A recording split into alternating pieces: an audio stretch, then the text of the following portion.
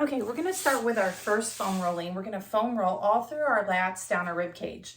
First of all, start with raising your arms by your ears and check in with your mobility, see how it feels. Next up, we're gonna start with the foam roller at 90 degrees to your body, your arms extended, you're starting in your armpit, and I want you to roll backwards and forwards 5 to 10 times, and then slowly move down your rib cage.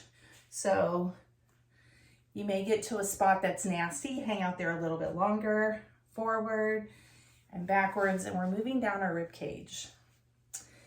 In a matter of no time, we're going to see a huge improvement in our soft tissue, and we should have better mobility in our shoulder, especially if you're a side sleeper. Okay, so I didn't go all the way down. Oh, you can't see it. Let me move back. I don't know if you can see it, but this arm feels straighter, closer to my ear, and actually my fingertips are about this much higher than the other side. This is Simon. This is Tanner. Meet some of my family.